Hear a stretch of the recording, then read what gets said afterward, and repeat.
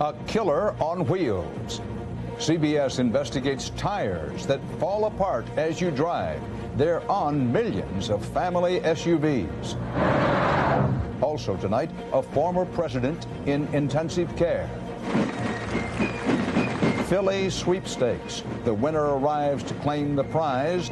But first, a word from his number two.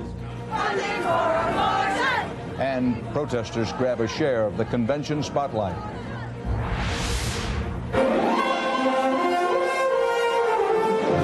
This is the CBS Evening News, with Dan Rather reporting from the Republican National Convention in Philadelphia. Good evening.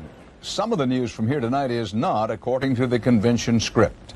Former President Gerald Ford is in a Philadelphia hospital, reported improving now after suffering 1 or 2 mild strokes. A new chapter in the long, bitter feud between the Bushes and the Clintons. George Bush the Younger is in Philadelphia now. He accepts the nomination here tomorrow night. Running mate Dick Cheney does so tonight in a speech defining himself to the public. More about all this in a moment. First, though, a story about the safety of millions of Americans. Consumer Groups said today many SUVs are riding on standard equipment tires, the kind that come with the vehicles, that could suddenly tear apart on the highway with no warning. Dozens of deaths and hundreds of accidents are part of this story.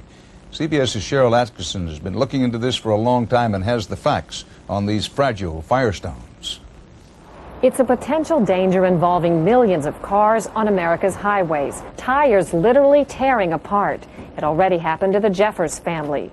And we lost control of the vehicle. And it happened to Ken Costas. Look right down here, you can see where the tires separated. Federal safety officials are investigating Firestone ATX, ATX2, and Wilderness tires that peeled to shreds on the highway. The government reports 21 deaths, but a 60 Minutes 2 investigation has uncovered more than 40 possibly related deaths.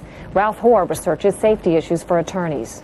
Is there any hint as to what's going wrong with these tires? No, and that's one of the insidious aspects of the problem, is that there's no warning. They fail catastrophically. The tires are standard equipment on a dozen types of sport utility vehicles. Most of the crashes involve America's most popular SUV, the Ford Explorer. Ford acknowledges 500 potential claims so far and issued this statement.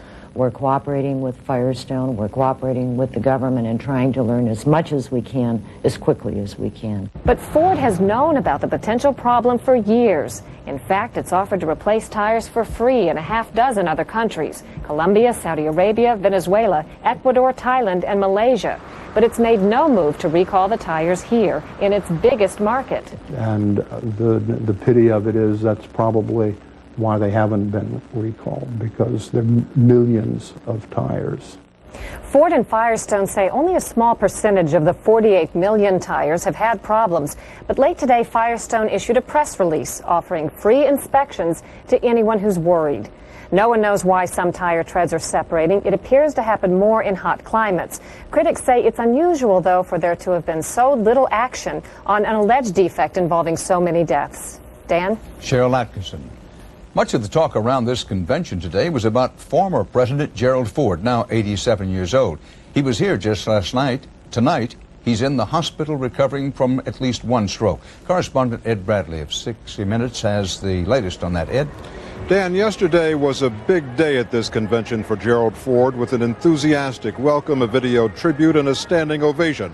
But today there is concern for his health. Last night, Gerald Ford went to the hospital complaining of headaches. It seemed to be a minor problem.